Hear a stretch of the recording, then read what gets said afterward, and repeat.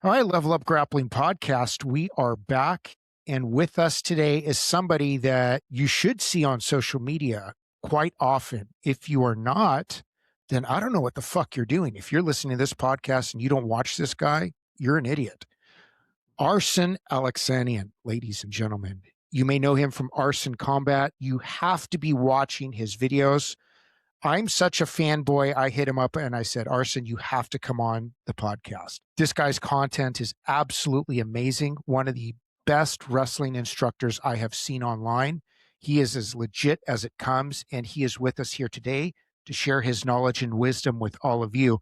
Arsen, number one, thank you so much for coming on. It's a huge honor. I'm very excited to have you.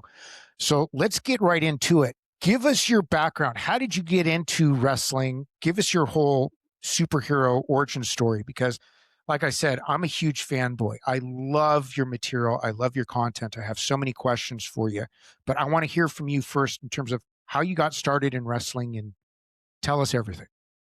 Thank you for the introduction like that, and I don't know how to back that up now with everything you said. I was really fortunate. My first wrestling coach, official wrestling coach, his name was Harut in Armenia, and he coached 2 Olympic medalists, 6 world champions, and the club I went to, that's what I learned right from the beginning. And prior to that, my dad was a wrestler, he's an Armenian national champion. So everyone I knew was accomplished wrestler from age of 4 or 5. As long as I remember myself, I wanted to be a wrestler. So I got introduced to wrestling with coaches like that, and then moving to America, my high school coach was John Azevedo, who was a 3-time NCAA finalist, NCAA champion, Olympian. My junior college coach was Paul Kisa, who was a NCAA champion, 2-time All-American. Assistant coach there, Rich Bailey, 2-time All-American. And my Michigan State coaches, all were All-Americans. And that's what I got exposed to. I've just only been exposed to coaches like that from a very, very young age. That's incredible. So walk us through that Armenian wrestling culture. Was it primarily freestyle, or were you doing Greco as well? In Armenia, or in any of the USSR countries back then, you only wrestle either freestyle or Greco. I started out at Greco. The club I went to is called Dinamo, and it was one of the best clubs in USSR. So I just started wrestling Greco there. I didn't get into freestyle till I got to America. Wow. So for you, what was that transition like going from Greco, and then actually when you're going into high school, you're wrestling folk style, right? So Yeah. what was that transition like?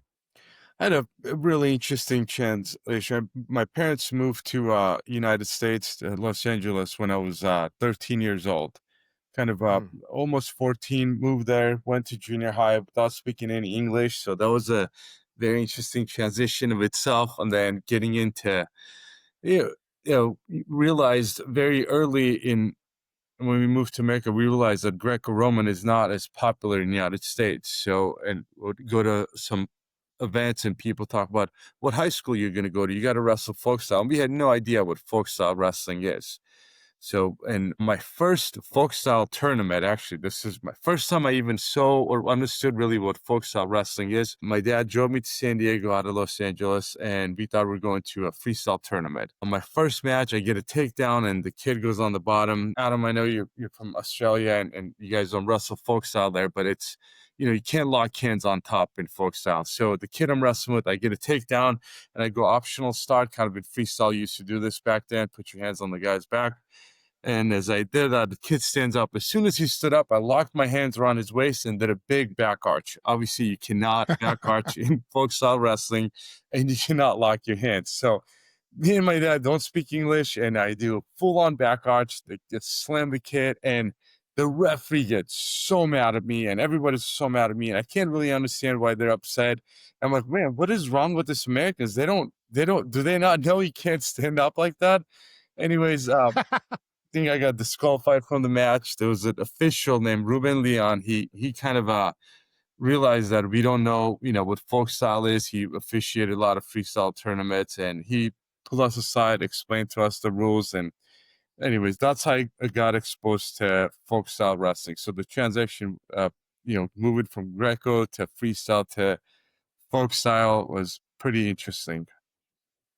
So when you're going through high school and you're immersed in that transition, um, was it easy for you to adapt? I mean, you're a well-bred wrestler, so you can wrestle, but making that rule set adjustment as a high school student, as a young man, were there certain challenges that you had to overcome, or was it something like, oh, just make a rule change, shift my grips, and let's go time?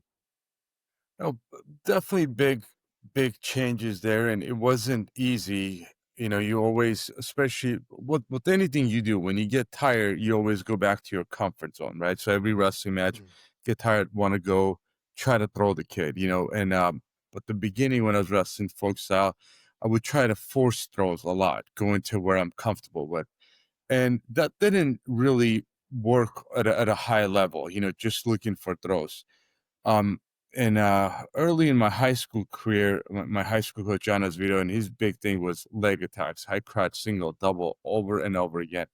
So my throws did not become effective in folk style until I learned how to shoot. It was very, at a high level. If I just try to throw guys, it just wouldn't work. As soon as I got creative and learned how to shoot high crotch, single, or double, then my throws became more effective. So it's like being able to go up and being able to go low, and if you're good at leg attacks and you can add a throw into your folk style wrestling, now you become very dangerous for anybody. How would you then characterize transitioning into college? Because still in American wrestling, it's still, predominantly that NCAA style of wrestling. So you're building upon that. Are you then able to start adding more of your original game into say, your Michigan State year?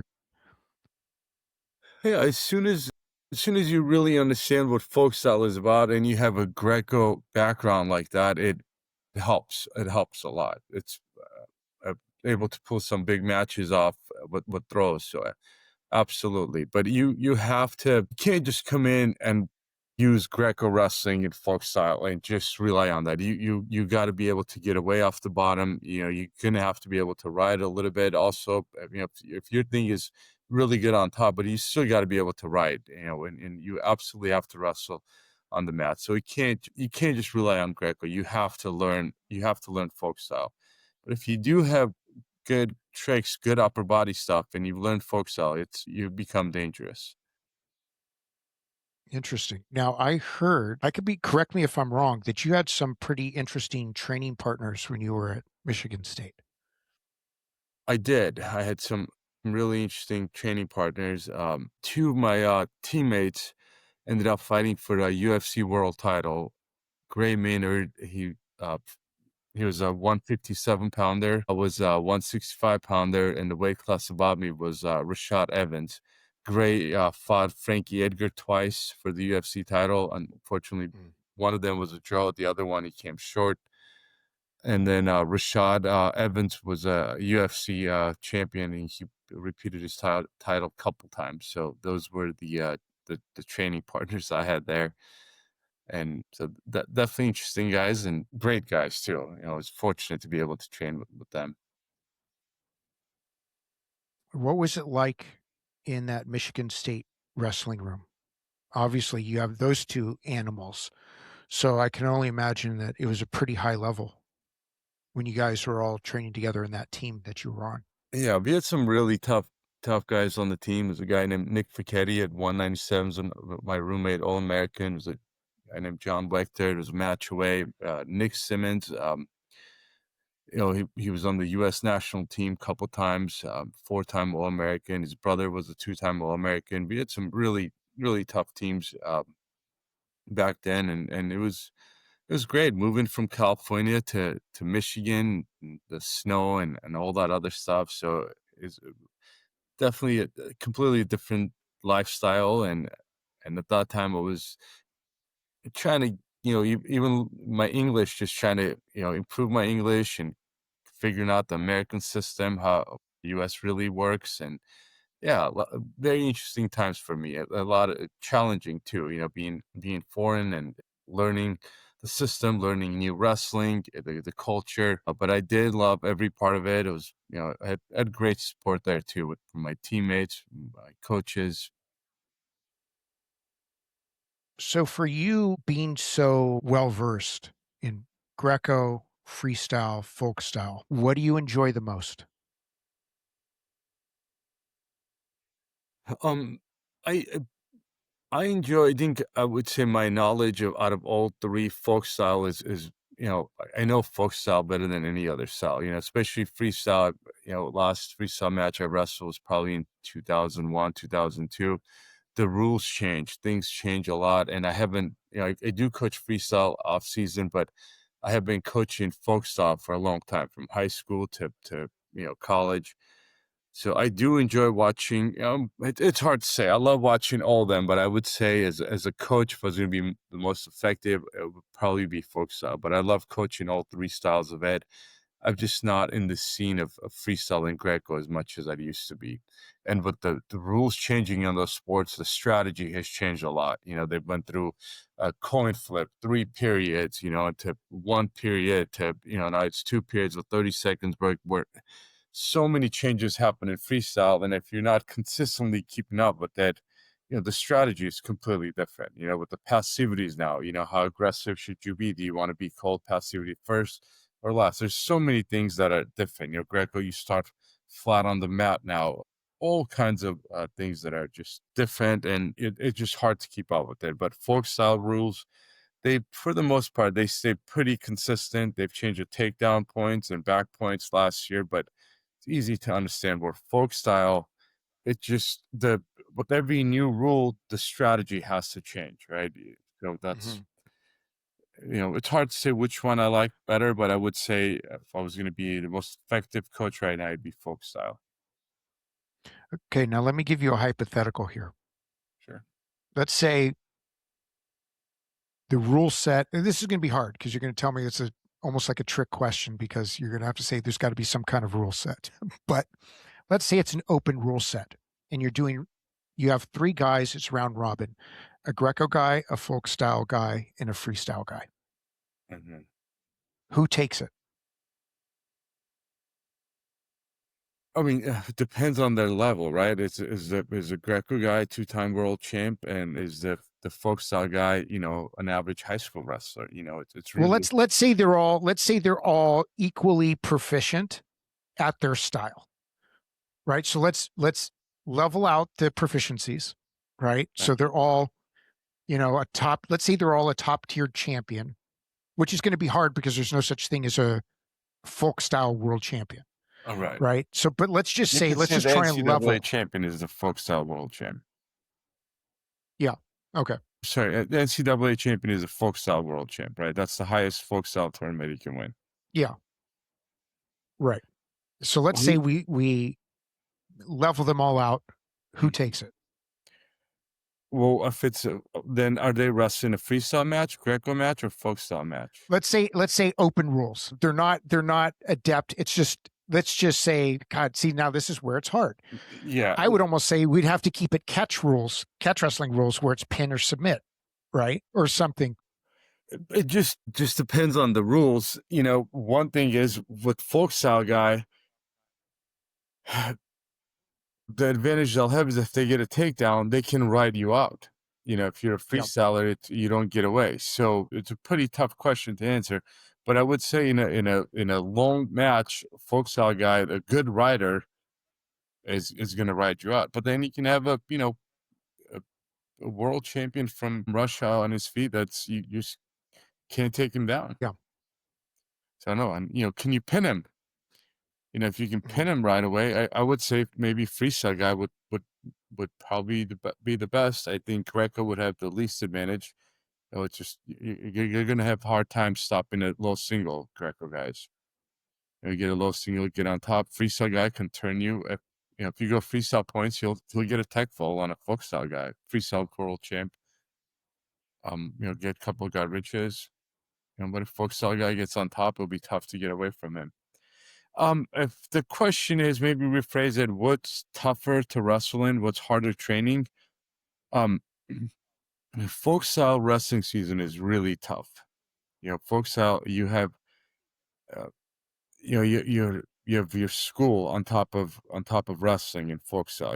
Russia, you could just train freestyle. Most of the European countries, you could just wrestle and that's your job. But in America, where you got to be eligible, so you have academics. And if you wrestle in a conference like Big Ten, you're making weight on Friday night and you're making weight on Sunday, you know, almost every weekend, twice a week. That's pretty tough to do. And then you have your grind in folk style wrestling is really tough. Average world champion in freestyle, watch now, they maybe wrestle, 25 matches a year, and that's throughout the whole year. Average folk style wrestler in 4 months wrestles, 30 matches, 35 matches. That's in 4 months. And those are some hard matches. Folk style is a grind. If you take a Russian world champion that's used to, peaking for 2 or 3 tournaments a year, and they train a little bit different, they taper off. I don't know how they will do if you put them in a folk style, if you put them through a Division I schedule, but the training that they do, working out twice a day, competing in Friday and Saturday and Friday night and Sunday night in those tough duels. I don't know if, comes March, I don't know if they'll perform their best. It's the folk style wrestling, the grind is tougher than any other grind that I've gone through. And I wrestled in, uh, Armenian national team freestyle and Greco. So the grind in the folk style is much, much harder than anything you would do. If you, you know, if you look at the whole season, it makes it really tough. Would you say then that folk style would be the optimum style for MMA? It would appear so, right? Most of the, and I guess, yeah, you take somebody down because you want to control them on the mat, and folk style teaches you how to do that. But if you wrestle, I think yeah, folk style wrestling, I think helps a lot more. But then we have some amazing Greco guys that have done really well in folk style. Dan Henderson, Randy Couture. But then again, Randy Couture was NCAA finalist for Oklahoma State. Mhm. So, with regards to this is a question I have for you because I think it's become increasingly important. So I want to look at this from both an MMA perspective and also a competitive wrestling perspective, especially with youth wrestling. I want to talk about weight cutting. I think weight cutting can be incredibly dangerous and how people are conditioning themselves and doing weight cuts, especially if you have inexperienced coaches or you have parents that think they're coaches and think they're experts. What are your thoughts on that? And what solutions do you think we should have in order to make that safer and just more productive? So, Um, Parents, every parent or every young coach, they mean well, right? They don't want to get into coaching wrestling or helping their kids out, and the reason they do that stuff is because they want to help their kids to become successful, or maybe they want them to win a scholarship, whatever the reason is. But they go in there with the right attitude, meaning they want to do the right thing. So they think by pushing them, or they'll watch how college guys do something, and they're like, "Whoa, I've learned it from this amazing college wrestler, so I'm gonna apply this on the kid." I think weight cutting for kids is completely unnecessary. You don't want to cut weight. There's they get to 13, 14-year-old, 12-year-old or so, and if they have to skip dinner for a tournament, that's okay. But other than that, to cut weight at that level is, you know I think it's a crime. You should not be letting kids that young cut weight. There's really no reason for it. Cutting it doesn't. If they go up a weight class and they take second place instead of winning it, that doesn't really mean anything. College coaches are not looking to recruit your kids at that age. What's really important at that young age is that kids love wrestling, not cutting weight. Nobody likes cutting weight. Nobody likes going thirsty. And a kid could like that part of it if he's cutting weight a little bit, but he is having a lot of success. He's winning. He could like that a little bit, and he could get motivated with the fact that he's winning. But it's not a good way to keep a kid in wrestling for a long term. If you want your kids to stay in wrestling for a long term, there's a strategy. If they have to watch their weight a little bit for one maybe day before one meal, that's okay. But for the most part, you don't want your kids to cut weight. You want them to like wrestling. And when you're cutting weight, it's really hard to develop your skills. You're just concentrating on cutting weight. You want to develop your skills, learn more technique. You can't cut weight at that age. Yeah, that makes sense. You have like a new program out, right? Right. So with my background, even in Armenia, like, nobody ever talked about cutting weight with kids that young. With my club coach over there, and the Mm. clubs over there, especially at that time, is a government job under USSR communism. So you have uh, being a coach is a really a good job to have. It's a well-paying job. So the same coach that would coach the Olympic champions also would coach the young kids. So I learned from them, and they never talked about cutting weight at a young age. So as I grew up, I learned how to cut weight from my dad, who was an accomplished wrestler, my high school coach. So I learned things like exactly how you should do it. And I thought that everyone knows how to cut weight like that. I thought everyone knows how to get ready for a tournament, as I was taught from a very young age. How to prepare for it, what to do, how to train. I started with my new job now. I don't coach anymore at a specific place. I organize wrestling and jiu-jitsu tournaments across country. We do about 20 events a year. The name of our company is called New Way Combat, Nuway Combat, and I'm the event director for it. And I see kids come to our tournaments. I see dads bringing in their kids, and they're like, he's ready to wrestle today. I've had him cut, 5 pounds, or I had him, do crazy sprints day before. I had him do this insane stuff. I'm like, well, that's not how you do it. And I did not realize like people how little people knew about how to get ready for a wrestling tournament, and I've been spoiled because of my coaches. So as I see this young kids at my tournaments over and over again being punished or being tortured by the parents, and parents don't even realize they're torturing them. They don't even realize that this is the wrong. They think they're doing the right thing. They think they're helping their kids. In fact, they're doing the opposite of it. So I after my social media got big, I've created a course for kids and parents just like that. If you're not sure how to get ready for a wrestling tournament, this course is specifically for you. It's called Wrestle Ready. It's not anything crazy where like, oh my gosh, I can never imagine that this is how you do it.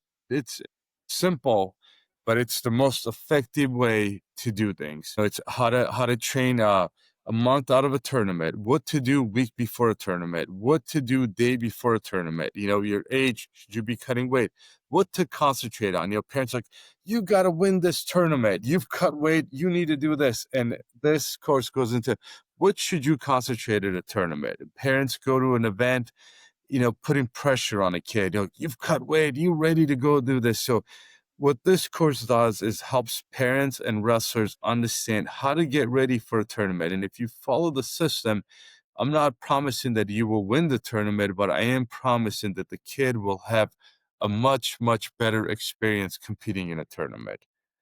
And Mm. when you have a good experience at tournament, they're gonna stick with it. And it's the same. It's just for some of the technique I go over in the course. It's not going to translate into jiu-jitsu and judo, but you guys are masters in jiu-jitsu and judo, and I'm sure you see the same thing where parents make their kids cut weight or put pressure on them. We got to win this tournament. We got to win the big belt. And it doesn't help a kid to wrestle his best. Do you guys run into that with jiu-jitsu and judo? Yeah. Yeah, we see it. I'm sure Brian knows. I see it here. It's not as rampant here in Australia, mostly, especially in judo here. Most of the guys are very switched on, and the younger kids tend to just wrestle where they're at. What do you weigh? Go in that weight class. Same as the wrestling here. Even the wrestling here, a lot of the youth wrestlers and younger kids don't really cut a lot of weight. It's not really a big thing because in Australia, you got to understand for wrestling, us here, there is no scholarship. There is no NCAA. There is no college.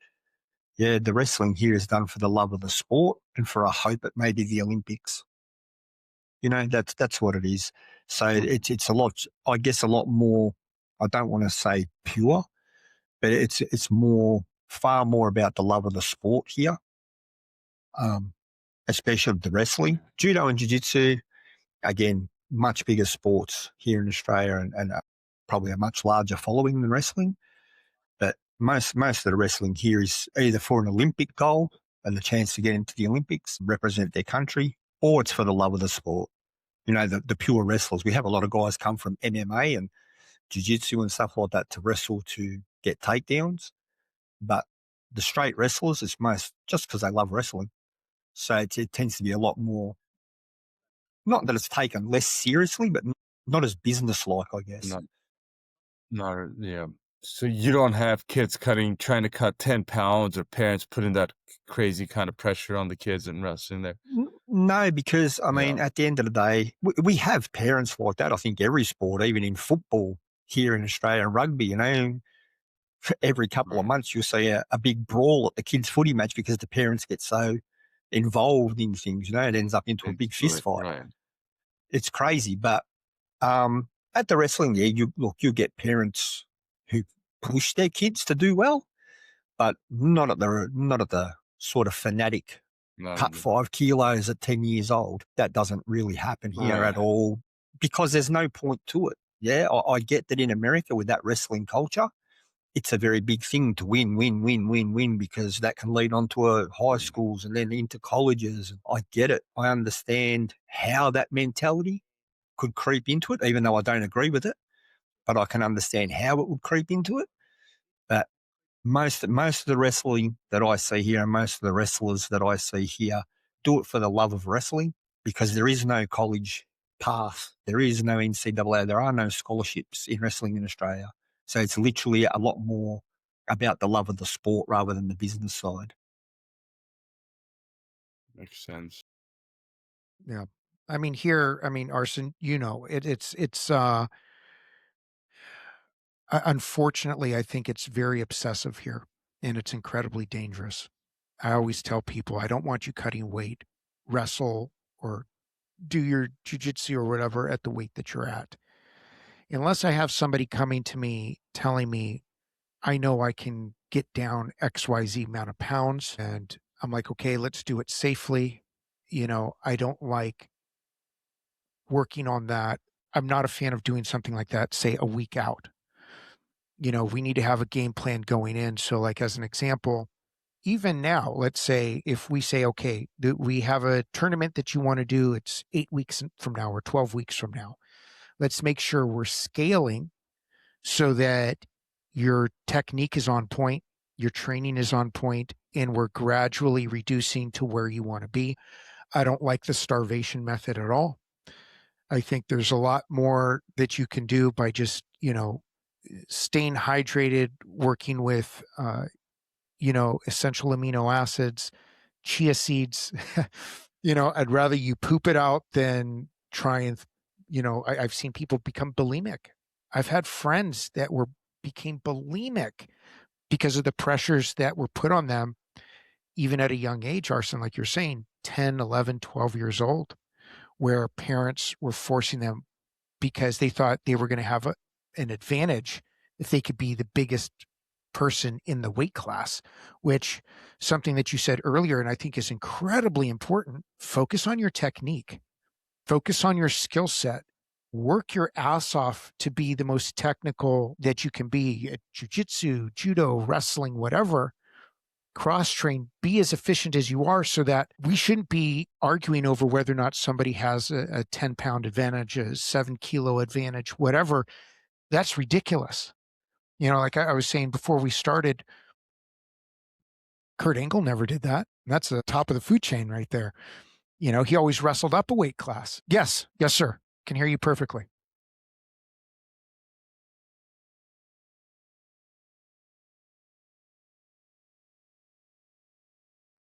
You may want to try refreshing your screen. Yeah, and you might have to start your recording again.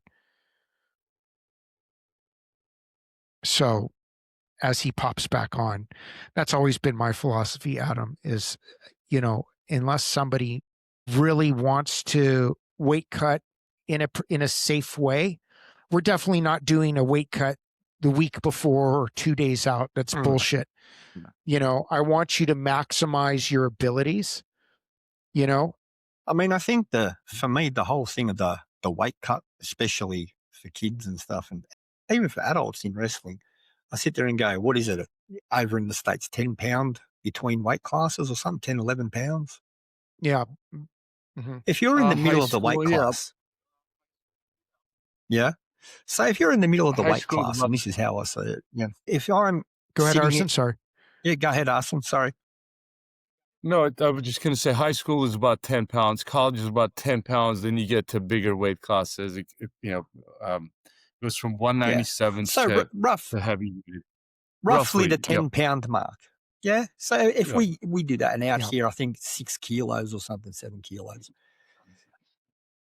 10 pounds, if I'm in the middle of that weight division and I'm cutting 6 pounds to get to the top of the next one, I don't understand the logic of it, when I could just eat normally and maybe eat a bit more and then be up at the upper echelons of the weight division that I'm in naturally anyway. How much advantage do you think 5 pounds is going to give someone if they've got good technique? If all things being equal, 5 pounds makes no difference, especially if the guy who's lighter is a better wrestler. It's not like it's a 20 pound, 30 pound difference. It's 5 pounds. Yeah. I don't understand the logic of making someone cut that, especially at that age. Right. The age is, at young age, it's not going to make a difference. If they know, a kid learning a really good head position is going to help them so much more than being 3 pounds overweight. And if they're about 100 pounds, it just, you don't need to, young age, you don't need to have them cut weight. You need to teach them proper technique. With that course that I came up with, I would have never thought, even when I was coaching, I just thought like, hey, everyone knows that this is really basic stuff. Everyone knows how to cut weight. Everyone knows how to get ready for a tournament. I had no idea that there was such need in wrestling for a course like this. And I would have never known that if I did not become a tournament director. And I just I've had to, kick a dad out of a tournament because I went in like, are you making him throw up in the bathroom? So that kind of, and those kinds of stuff, throwing up to make weight, doing, giving kid weird stuff to go to bathroom a lot. And I've seen those kinds of weird stuff and I like, wow, this is, I never knew so many people knew so less about how to get ready for a tournament. And that's why I got the idea to create this course to help young kids to stay with wrestling. Even on my Instagram, I have high school wrestlers asking questions to me, it's so simple, but I do realize that it's just so many people do not know it, or they think they know it, they're doing it the wrong way. So the point of the course is obviously it's going to help me in other ways, but it's designed to help young wrestlers to stay with wrestling, to not be miserable when they go compete, to wrestle and concentrate on the right things and really improve their technique and the proper way to be a wrestler. That's what I'm trying to accomplish with this. And thanks for asking that question, Ryan. And you can purchase the course. You can purchase the course on my website. It's my name, Arsen Combat. It's the same thing for my Instagram handler, my TikTok handler, my YouTube page. Everything is arsencombat.com. And this is available today. This correct? Is available so today. Yes, people can go now. Excellent. Yeah, I would, look, I haven't even seen the course, but this is so important. I would highly encourage all of you, regardless of what your age is or what style of grappling you're doing. I don't care if it's wrestling, jiu-jitsu, judo, or whatever, get it. I You would need to say the know what you're same. doing. You need to educate yourself. I would say the same This is to imperative. anybody out here. Arsen stuff. Anyone who looks at wrestling on the internet, social media, you will know who Arsen is. I follow Arsen stuff. I love it. It's great. And to tell you the truth, I would probably get the course myself to look at and go, wow, that's cool. Because don't forget, guys, you're talking about elite level coach here, guy who knows his stuff. Everybody can learn something. Yeah, don't think you're above it, because I'm sure as shit not. Follow Arsen stuff, I look at it and go, wow, I've never even seen that. That's great. I'm always learning off him, so you guys should too. Thank you. Yeah, absolutely. I Never plan claim on to have getting been it. this amazing, the greatest wrestler. But one thing is for sure, I have had some of the best coaches in the world throughout my high school career. From a young age to high school to college, and when I trained at the Olympic Training Center, I was exposed to some of the best coaches in the world, and that's why I'm so confident in what I know and what I put out there for people to watch. Just learn it from the best. You know, it's funny you say that, Arsen, because Adam and I always say the same thing. I always love to say, I've never claimed to be the best in the world at anything. All I know is I've gotten my ass kicked by the best in the world. And me transmitting information and knowledge only has to do with the fact that I've had amazing coaches over the years. And all I'm doing is sharing that information. And because I teach a hybrid grappling system, my goal is to steal from everybody, take bits and pieces that work the best and see how they function together as a whole. Right. So I'm looking to build a complete grappler. And that's it. And I'm the same. The only reason that I know my stuff is because of the coaches that I've had. That's it. I was exposed to good coaches from a young age, had a solid foundation, a solid base, and continue to pass on that solid foundation and base. Yeah, we can all get inventive and start looking at new things and the way things are done and changing up. A solid foundation with good wrestling, good training, good understanding of how to eat healthy, pardon me, run a healthy wrestler. That's all you can do. And I learned that from my coach, very much the same as Arsen and Brian, both you guys. You have to kick it back up to the coaches that you had. If you had bad coaches, you're going to be a bad coach. If you had good coaches, Yeah. you're probably going to be a good coach. Yeah. And I think the coaching too, there's some guys that I'd say some of the most amazing athletes, right? Where they're so gifted, there's wrestlers you watch, like, how does he even move like that? Like they're just such gifted athletes, and they're amazing. They're Olympic champions, world champ. I want to say names, but I watched so gifted, and when they do a clinic, the way they can break things down, it's really hard for them to understand, like, why can't you do it? It's so easy for them. So they have hard time explaining to them, where me, I would never claim that I was so athletic. So I had to like really learn everything, really, like, it had to make a lot of sense for me to do it. Positioning, I relied on positioning, where guys, so that's another part of it too, is sometimes guys that are such gifted wrestlers, it's hard for them to break a technique down.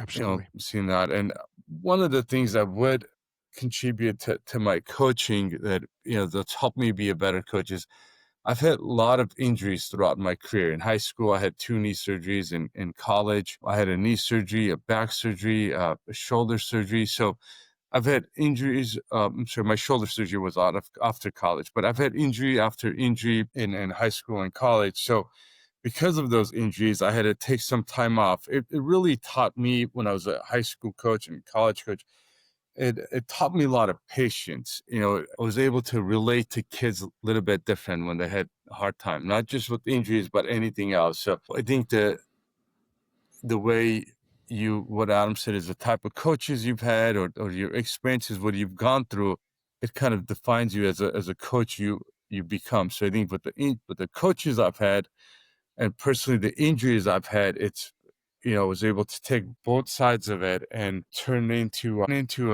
more of a patient coach to understand what kids are going through. And because I wasn't a good athlete, I had to learn technique and really break down every technique. So I was able to combine those two together. And I think that's why all the success I've had as a coach, I contribute a lot of it to that. And my coaches and the fact that I had to compete with so many injuries.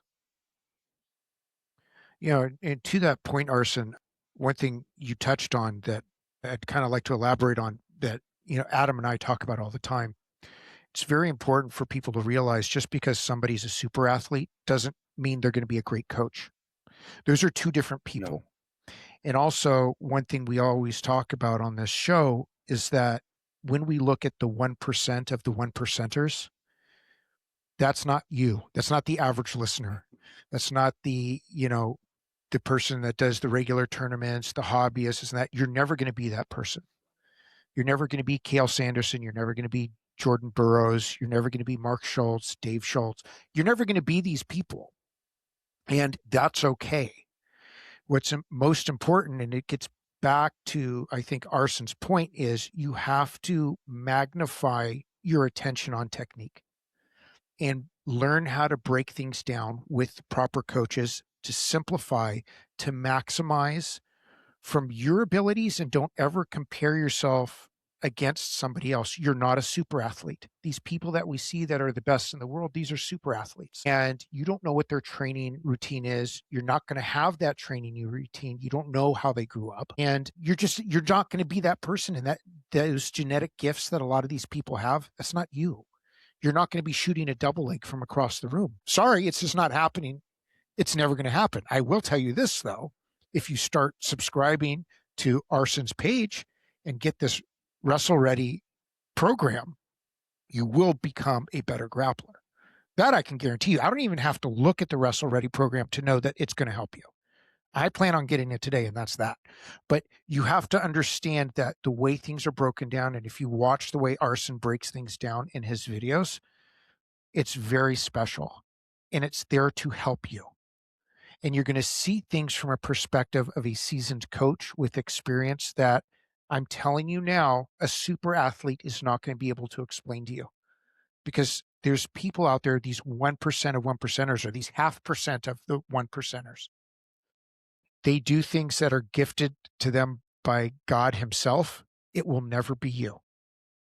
I'm sorry. It'll just never be you. So you have to take the steps to make sure that you're being guided. And like I say, I'm a fanboy. I watch Arsen's videos there isn't a day that goes by, 7 days a week, I'm watching Arsen's videos over and over and over and over again. And I can say the same. I watch Arsen's videos a lot. It's really high quality stuff. And anybody who says they're a wrestler and is into wrestling and keen on wrestling, guys, watch his videos. You're only going to learn stuff. So go to it. So Arsen, let's build the prototypical grappler. Let's take all the techniques that you've learned, all the coaches that you've learned from, all the styles. Let's build the superior wrestler with average genetics, average talent at best. What are we starting with? What are we learning? What are our foundational principles, goals, and techniques to build the prototypical wrestler? The number one thing on your feet, especially for wrestling, the most important part of it is head position. If you have a good head position at any level, if you have a good head position, it makes you a head position it helps you with having a good defense, right? If I keep a good head position, you're going to have really hard time getting on my legs, because my head's always going to be there. And same thing with me. If I'm going to shoot on you, if my head is in the pocket all the time on your neck, on your chest, I'm going to have easier time getting to your legs. So head position is the most important part of wrestling. And to add on to it, you don't need to have a whole lot of technique. You don't need to have thousand moves. You just need to be really good at handful of techniques that you have. Jordan Burroughs, one of my favorite wrestlers of all time, he won his first world title with really 3 moves. Obviously Jordan knows so many more moves, but he executed 3 moves at the world championships. It was a double leg, spin behind, and single leg. But nobody could stop it. So it's not the quantity of the moves that it's the quality of the moves that how well can you execute those when you're tired. Absolutely.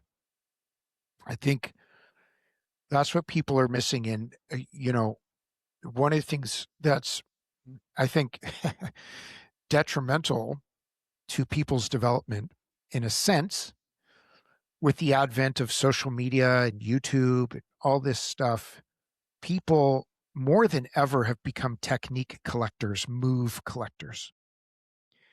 And they become so confused. Oh, I don't know enough moves. That's why I'm not successful. No, it's not that you don't know enough moves. You got to drill the shit out of a few things. And getting back to what you said, Arsen, which is incredibly important, how much time are you spending? I always say, you got to have your footwork, you have to know how to hand fight, and you have to have your head positioning, right? These are things that are mission critical. How much time are you spending drilling your head positioning? How much time? Before you're trying to do some fancy bullshit move, how much time are you spending on your head positioning and working that technique over and over and over again? You ask, I guarantee you, Arsen, if we went did a survey of 100 grapplers, the vast majority of them are going to say, well, I didn't know I needed to spend time on that. No. They probably spend no time on that. And that's the truth. Guaranteed. I mean, the way we do it here, we have a thing called the gospel of wrestling. Yeah. And anybody who comes to me to learn wrestling, I don't care whether they're a judo black belt, sambo master of sport, whatever, I will make them do this gospel of wrestling. And every single wrestler that I have trains the gospel of wrestling every single session before they do anything else. Gospel of wrestling consists of head control, where we put our head, how to control the body with our head before anything else.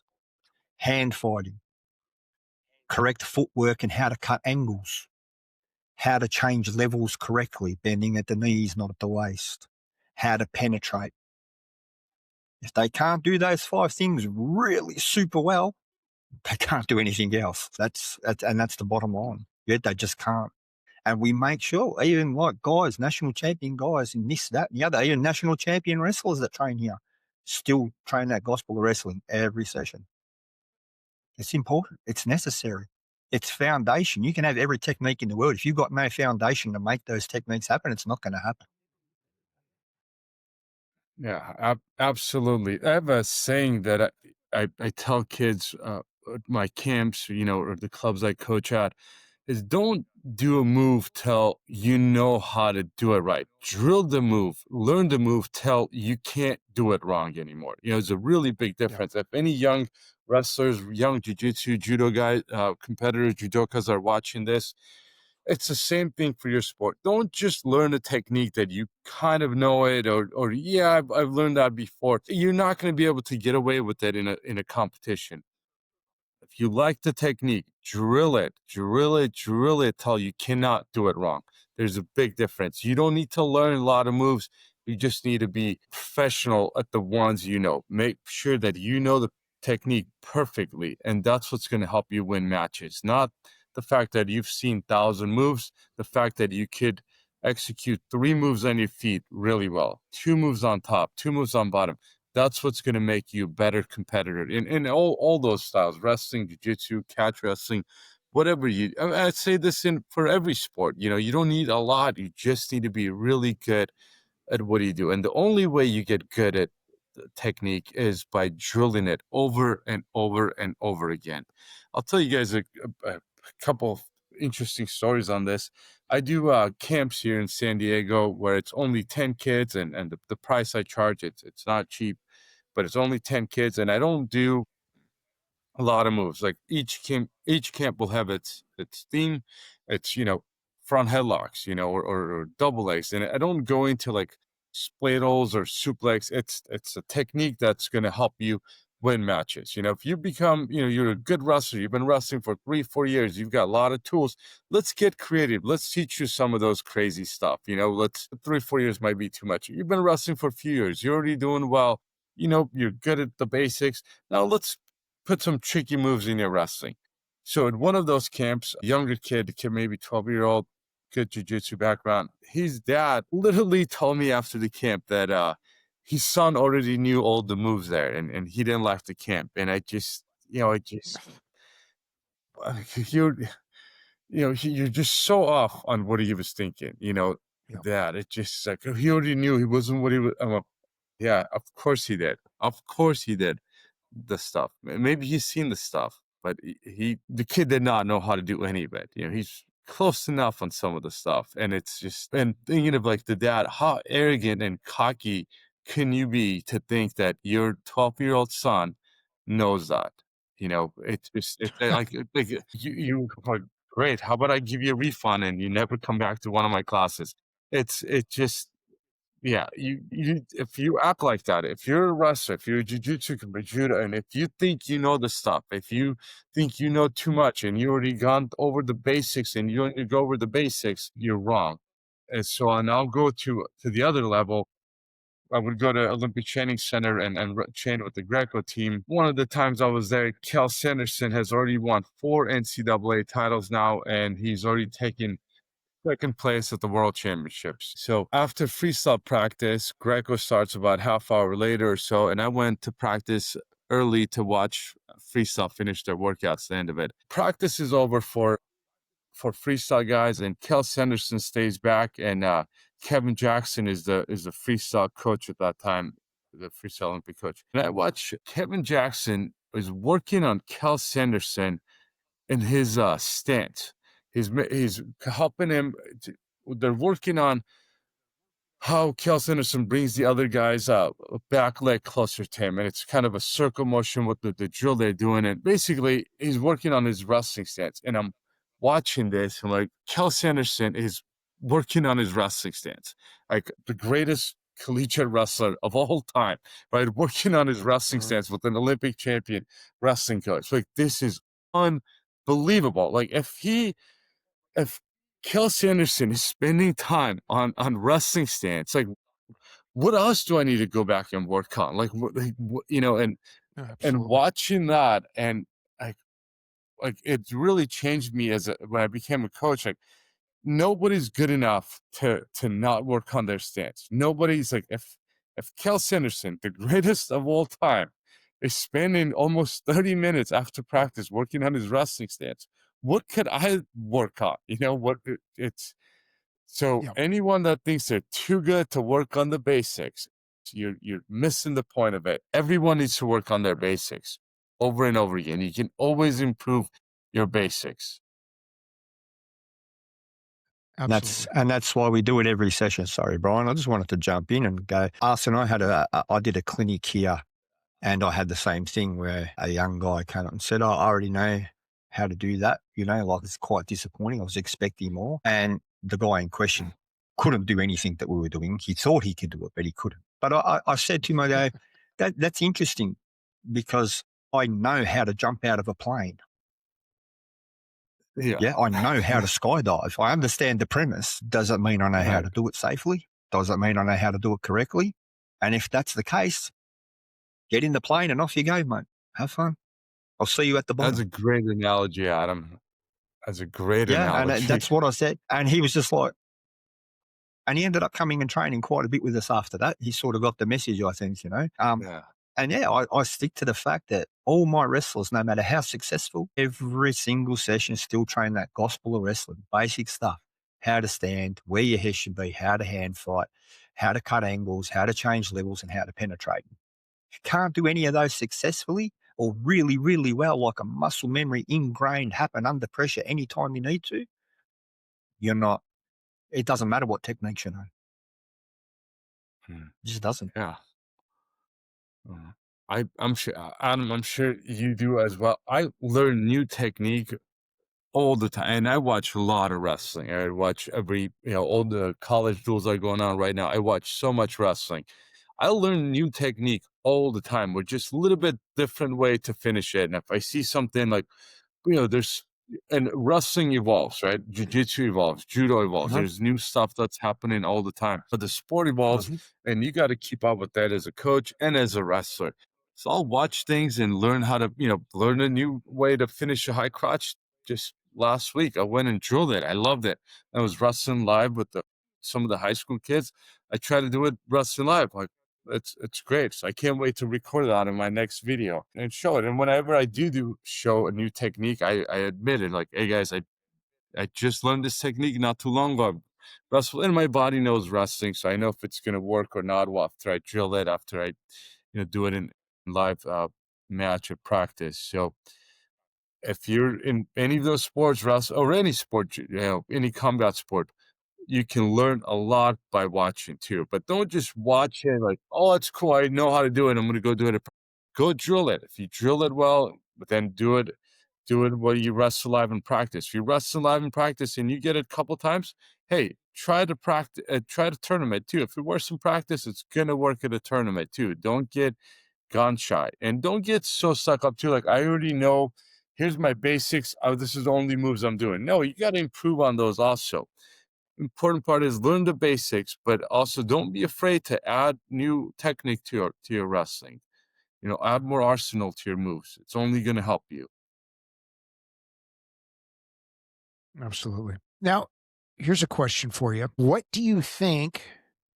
I mean, you have jujitsu tournaments with, your New Way in addition to wrestling tournaments. And I know people are obsessed with guard pulling and stuff like that, which Adam and I can't stand. But, it is what it is.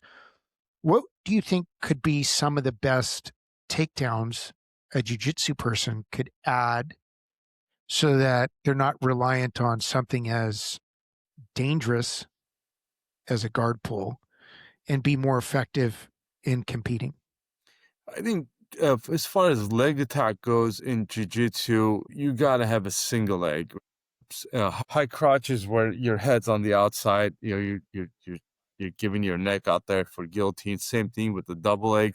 If your head's on the outside, you double leg, head on the chest work, and single leg where your head's on the inside. Your head's on the chest, and if you have a good head position, it's really hard to reach for the head if you do a proper single leg with the takedown. When I do compete or when I do go to jiu-jitsu clubs, underhooks work really well for me. Underhooks, snap downs, I can control it a little bit better. I would say single legs and anything from an underhook to snap downs. Right. I know you guys, with the guard pulling or, if you're a good college wrestler, so I'd go to jiu-jitsu gyms and I can compete with higher belt guys because I don't have a belt in jiu-jitsu. I can compete with higher level, belt level guys in jiu-jitsu. But my favorite things to do in jiu-jitsu is if I can go with somebody that's, a brown belt, or black belt, if they're willing to work out with me, and somebody that's a little bit lighter than me, and not for me to not use my wrestling. So I can actually learn the skill, right? I can probably do, 2-on-1 wrist control, wrestling stuff, use my strength, use wrestling ability and kind of slow down the jiu-jitsu, but I'm not learning jiu-jitsu. I want to learn jiu-jitsu. So the way I want to learn is that if I compete with somebody that does have a, brown belt or black belt, and they're not the goal isn't for them to submit me, right? If I roll around on the mat with them long enough, they're going to submit me 100% without a doubt. So it's kind of like rolling and learning jiu-jitsu technique too, and being able to separate wrestling from jiu-jitsu. And I don't always want to go jiu-jitsu practice and just wrestle. I want to learn jiu-jitsu. I want to learn the skill. Obviously I'll never be a guard puller because I'm a wrestler. What do you guys think? I think there's a lot to be said in jiu-jitsu why it's so dangerous. When you are on your back, you can pull off some tricks. I get triangle choked all the time when I go do jiu-jitsu. And I get it over aggressive. I'm on top of them and I jump on them. They slowly trick me to another triangle choke over and over again. What are you guys' thoughts on that? Adam, you can go first. Thanks, bro. I'm the same as you. Yeah, when I started jiu-jitsu, I used to get in a lot of trouble because I would wrestle. Yeah, and I would get told, you're not doing jiu-jitsu. And I would be there going, well, I'm beating this person, this belt, that I'm smashing them, I'm all over them, they can't do anything to me. I was like, yes, but you're not learning jiu-jitsu, you're wrestling. Do you want to learn jiu-jitsu or do you want to come to jiu-jitsu class to wrestle? That struck a Right. chord with me. Yeah. And I was like, yeah, no, that's true. How am I ever going to learn to compete with these guys in the MMA fights? How am I going to learn how to fight them if I never know what they're doing? And so it was kind of at that point that I committed to learning the jiu-jitsu correctly. And 23 years later, 24 years later, I have a black belt. I teach jiu-jitsu, spent a lot of time in jiu-jitsu and love jiu-jitsu. I think it's fantastic. It's great. And I'm glad that I sort of put the wrestling to the side. Like you, Arsen, I'm not a guard puller. Yeah, it goes against my nature to lay on my back. Yeah, I'm a wrestler. We don't do that. And I remember when I first started jiu-jitsu, I was getting choked out constantly because I would roll to my stomach. Yeah, every time we'd start on guard, I'd roll to my stomach and try and sit out. Yeah, and they would just lock it up and choke me out all the time. I was constantly tapping out 3 naked chokes. But that's where I learned the value of jiu-jitsu. Yeah, there is a huge value to Brazilian jiu-jitsu in whatever form that is. And yeah, I can't say enough about it. I love it. I still do it. I'm a wrestler at heart. It's my nature. It's what I do. Jiu-jitsu, if you can separate and actually learn jiu-jitsu for jiu-jitsu's sake, it's an amazing thing. And the two combine really well. They do. People say that they don't, but they do. You know, it's just you have to concentrate, like you say, Arsen, on learning jiu-jitsu. I see the argument quite a lot on the internet. A good Division 1 wrestler should walk into a jiu-jitsu club and should automatically be a purple belt at least. And yet I've seen great wrestlers, really good wrestlers, get tapped by white belts and blue belts in jiu-jitsu because the wrestlers don't know anything about submissions. Yeah, they can take them down, put them on the back, and the jiu-jitsu white belt who's been training there maybe a year goes, great, thanks. Saves me trying to have to get there. Throws up an armbar and taps them. Everybody needs to learn it for what it is. Jiu-jitsu is jiu-jitsu. Wrestling is wrestling. Judo is judo. You can hybridize, but first understand the system that you're training before you try and jam them together. And the only way you're going to understand it is to commit to learning it, put in the time, put on the grind on the mat. Whether you grade or not is kind of irrelevant, but you need to learn the system in order to understand it first and foremost. Secondly, to practice it correctly. And thirdly, to meld it with your wrestling to make it successful. That's my thoughts on it. So I do something a little interesting. I'm very concept heavy when I teach. And one of the things that I do when I'm teaching, number one, I only teach one position a month. So as an example, if I'm teaching the crossbody ride or what they call side control. So if we do that from the top position, that's all we're doing for the entire month. Plus we have a certain takedown, that I do for that month as well. And then the previous month we're doing, defense and escapes from the crossbody ride or from side control. Then I'll have a month that is just solely on defending from back takes, defending from the turtle, defending from those types of rides. Then the next month is how do I attack from there, or how do I get out from the mount, and like that. I think what's really important, and I think it really helps wrestlers a lot adapt into jiu-jitsu, is understanding first the psychology of jiu-jitsu. Like, what's the goal? Before we get into any moves, right? I can teach you an armbar, I can teach you a triangle and this and that, but why are they doing it and how does it function? So once I explain the psychology and the concept behind how these techniques function, it's very easy for a wrestler to pick up and defend it and to stop it.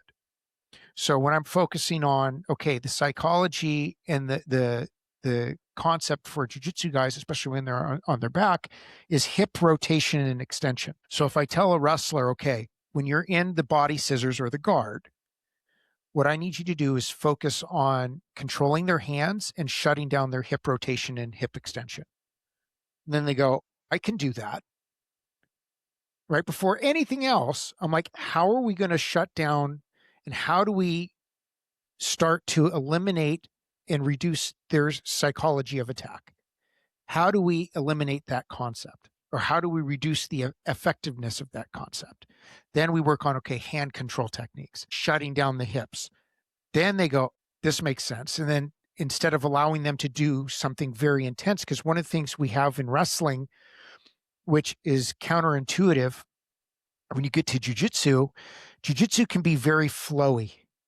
And there's a certain linear intensity with wrestling that is counterintuitive to jujitsu. And so how do we blend that? So when I teach a wrestler to almost get in a Zen moment, be in a Zen moment and learn how to flow their wrestling by shutting down the hands, shutting down the hips, then they go, oh my God, this is so easy. Then get them to understand, okay, we always use the concept of 2 in or 2 out. Don't put one arm in, one arm out.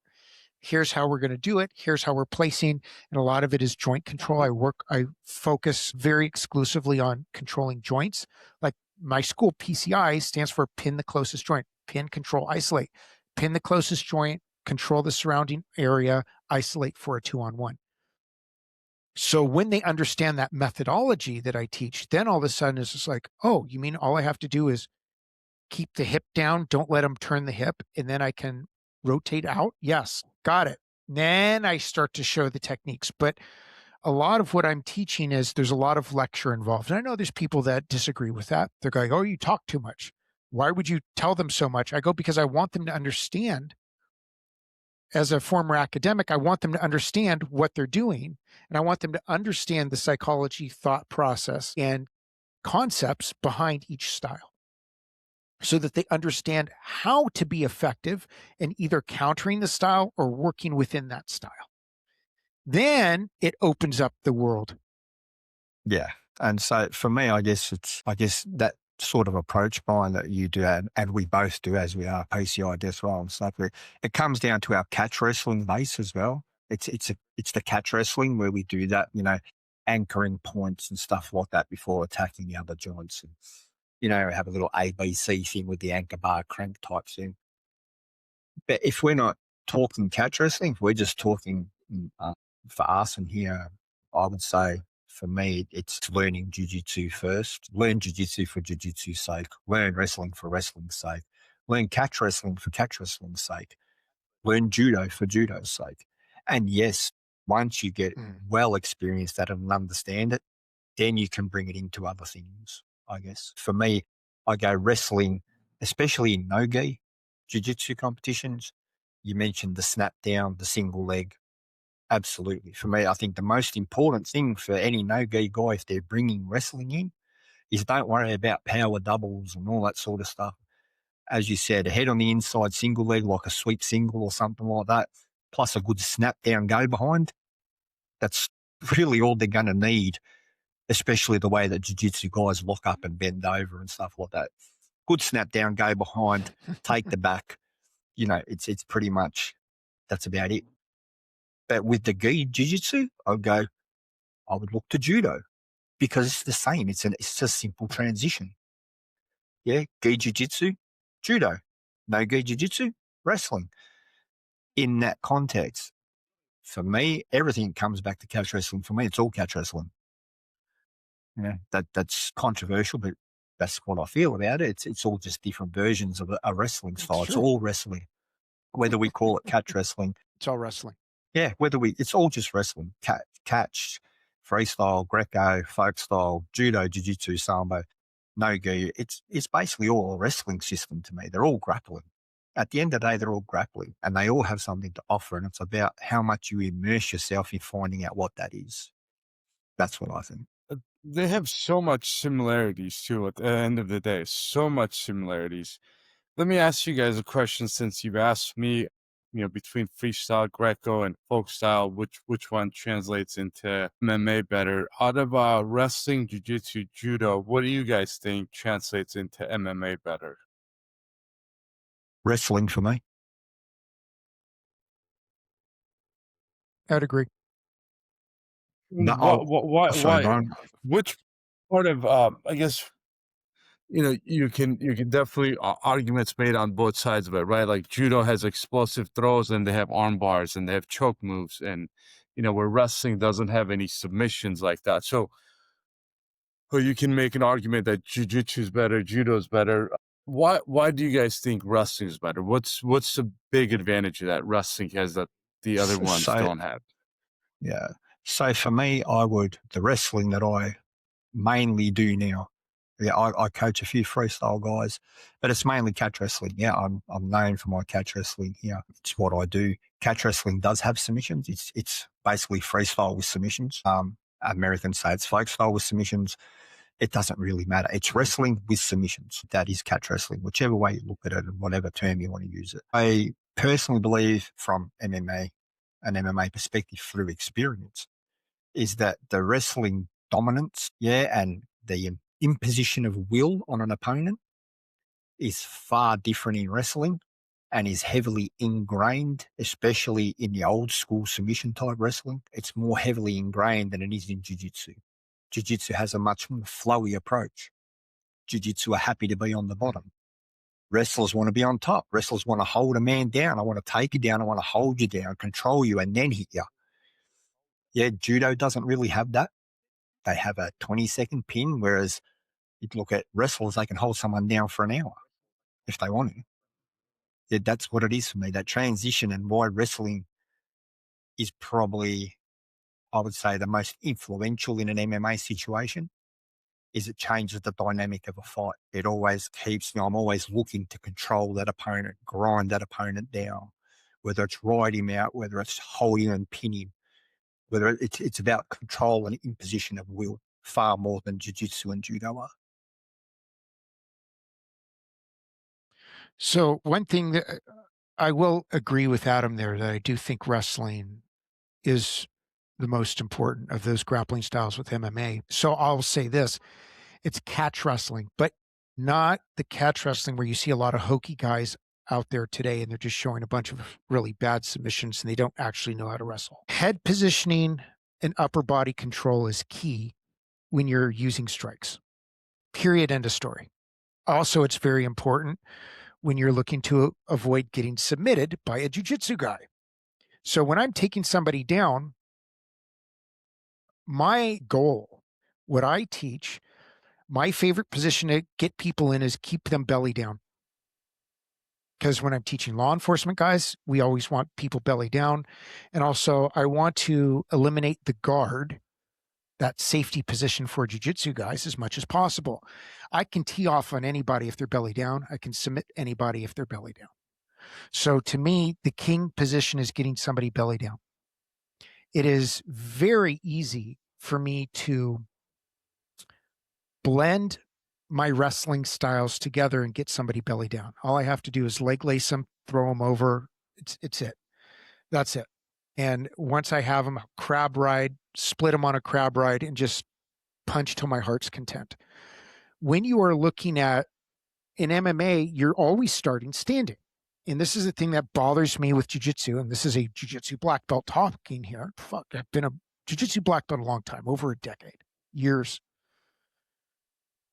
When you are adding strikes, and let's just say boxing, don't even bother with the leg kicks right now. So let's just say straight strikes, you're starting in a standing position and you're throwing punches. You have to know how to keep a distance. You have to know how to cut an angle. You have to know how to close the distance.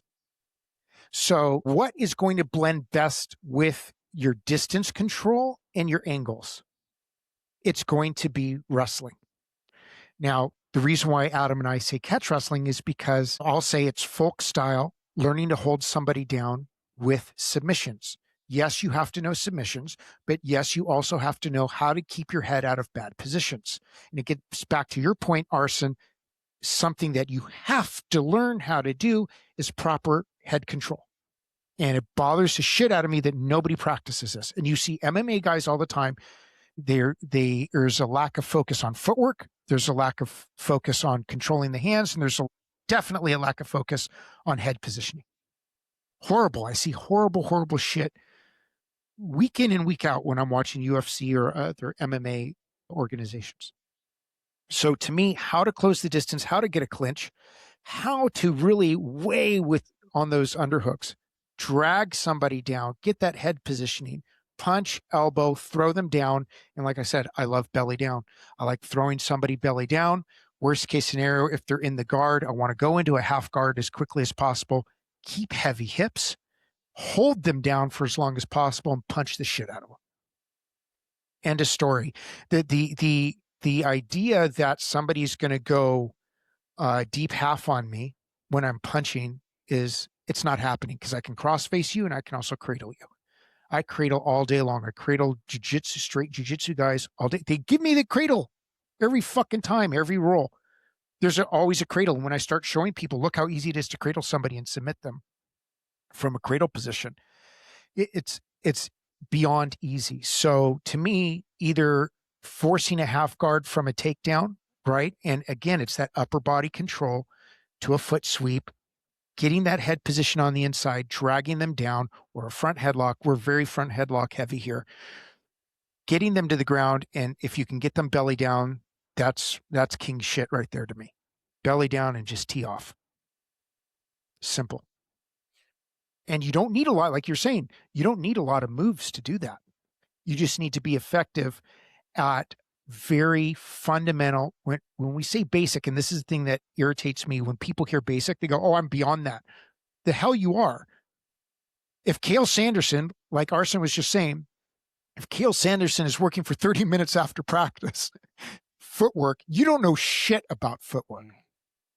Okay? You don't know shit about head position. You don't know shit about hand fighting.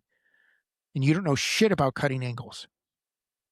I like that you If guys. the best in the world is doing this, they don't know anything. Go ahead, Arsen. Sorry. I like that you guys got specific on technique. Why wrestling translates better into MMA.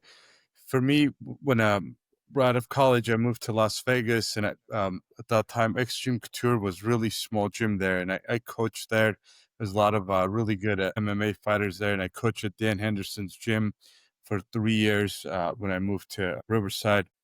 And most of the MMA guys that I've coached, a lot of them, the one thing is like, I want to learn the wrestling intensity.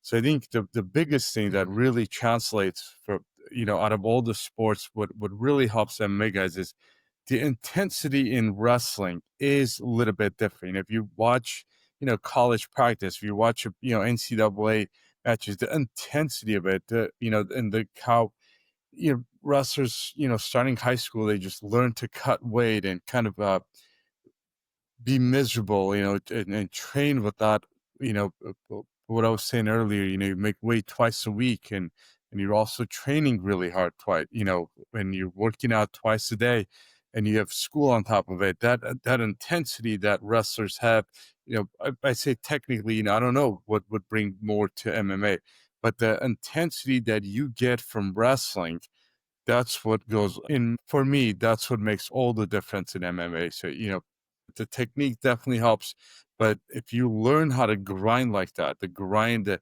intensity that you learn in wrestling I think that's what translates into MMA. That's what makes wrestling more unique in MMA than any other combat sports. It's the grind of wrestling. And, and it doesn't, the numbers don't lie, right? If you take all the UFC champions, the majority of them were college wrestlers. The number is I don't know. It's been a while since I've looked up the number, but it was like almost double the next sport, and I think it was jiu-jitsu was the next one. Yeah. And the funny thing is the jiu-jitsu numbers are kind of skewed because that was early on. If you look at, say, MMA from 2000 on, it's all wrestling. Yeah, you can say from 93, or let's go 1989, because there were MMA organizations prior to the UFC. The UFC did not invent mixed martial arts. It was going on in Brazil, Japan, very heavy in Japan. It was all wrestling. When you add that in, because you look at, I used to watch Shudo. What's Shudo? Shudo is catch wrestling. It's just submission chain catch wrestling, very rapid submission chain catch wrestling, but it's wrestling.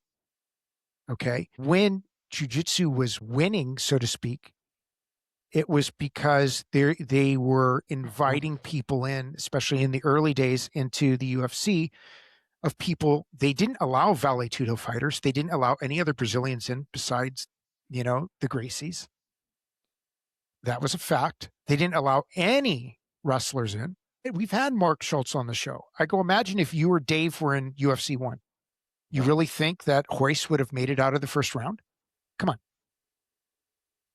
And you notice that there was always these rule set changes outside of the UFC. There was rule set changes constantly if you were going to be a wrestler fighting a Gracie. They always were asking for rule set changes, right? They didn't want to have standard rules because they were looking to constantly game the system. So I would argue, Arsen, that post-2000 MMA statistics would show it even more overwhelming for the wrestler. Interesting. Okay, I never because thought when you add it all up, it's completely different. You look at all those guys and what they were able to do, and your old teammates. The reason why I argue this, the reason why guys like Gray Maynard and Rashad were so successful is because they had such a strong wrestling base, adding in submission defense, a little bit of submission attack exposure, and some basic boxing allowed them to be fucking animals. They were already animals, but it allowed them to be scary, scary monsters. Yep. Okay. It's that, like you're saying, that intensity of wrestling, that grind in wrestling is unlike anything else. You can look at me being at my age, I can sit there and I can jujitsu for a couple of hours. I can lay on my back. I have a really good guard. I don't love the guard, but I actually have a really good guard. You're not passing my guard unless I'm looking to practice something else. I have a really, really good guard, but I can jujitsu all day long, right? Can I wrestle all day long? Absolutely not. Especially the older I get at my age. I'm not in my 30s. I'm not in my 40s. I want to pretend I'm in my 20s, but I'm not. I can't wrestle all day long. I can fucking jujitsu till the cows come home. Yeah. Right? Because that intensity, we just flow roll, blah, blah, blah. I can hold the sleeve or whatever. I can just chill. I can be on a very slow cruise control for the entire day and get through as many rounds as I want. It's deceiving when somebody says, oh, I did 10 rounds at my jiu-jitsu school today. I don't give a fuck. You're not finishing one round on a wrestling mat. You're not. Sorry. You're not, because we have a rule at my school. We always start standing. Do you know how scared jiu-jitsu guys, when they come in and I go, hey, guess what? I don't care if we're training in the gi or without the gi, because I do it every other day. You have to start standing if we're going live rounds. Do you know how scary it is for a jiu-jitsu guy to start rounds and we don't take breaks? We go round after round after round. You have to start standing. And then they're like, oh shit. Well, how do I go to the ground? How do I do this? How do I do that? It's different. And then you have somebody weighing on you, that weight, that intensity of starting standing and figuring out how to get to the ground. It's different. And then, what do you mean I can't just lazily lay there? You can't. You can be incredibly lazy and fat and be a jiu-jitsu black belt. You cannot be incredibly lazy and fat and be a top level wrestler. Doesn't exist. It's a lot of hanging on the head wears you out, and it's the intensity is what makes a difference. Guys, I really appreciate you guys having me on the show. Is there any last minute comments, questions, and anything like that for me before? I just realized it's been an hour and a half, and it's been a pleasure. Thank you for having me. Yeah. So let's just recap where everybody can find you, Arsen, because like I said, we're huge fans of yours, and we want to make sure everybody gets to your content. So arsencombat.com, we want to get the Wrestle Ready program. I'm buying it today. I want to make sure everybody gets it. And how else do we find you on Instagram? I mean, that's really the big thing, is Instagram and YouTube. How do we find you? It's same. My handle on everything is Arsen Combat, ARSEN Combat. So it's on Facebook, Instagram, YouTube. I'm on TikTok also. So it's everything's Arsen Combat, and my website is arsencombat.com. Yeah. Excellent. Perfect. And don't forget our sponsors, guys. So rejuveantiaging.com for any stem cells you need, or if you want to look pretty, get some Botox, whatever. They are the best. They're in Rancho Santa Margarita, California. Ask for the Lug Level Up Grappling discount. You got Road Gears with the Z, GEARZ.com. Lug is the discount code. SpartanCans.com. Lug is the discount code. Get out there, support our sponsors. Arsen, it's been an absolute pleasure, and hopefully we get to see you soon. I want to come down for one of your clinics, or in the very least, I'd love to come do a private with you sometime and get some training with you. I'm in Orange County, so it's not far for me to come down and come to San Diego, get some training with you. Absolutely. Anytime. Anytime. Thank you, Brian. All right, Adam, it much was really nice appreciated. meeting you. Maybe we'll do a clinic in Australia one of those days. Absolutely, man. We'd love that. We'll have to organise it. I'll message you on Instagram and we'll talk about it. Sounds good. Thank you again, guys. It was a Wonderful, guys. pleasure meeting you all. Pleasure All here. right, And we thank you are to all out the of here. listeners.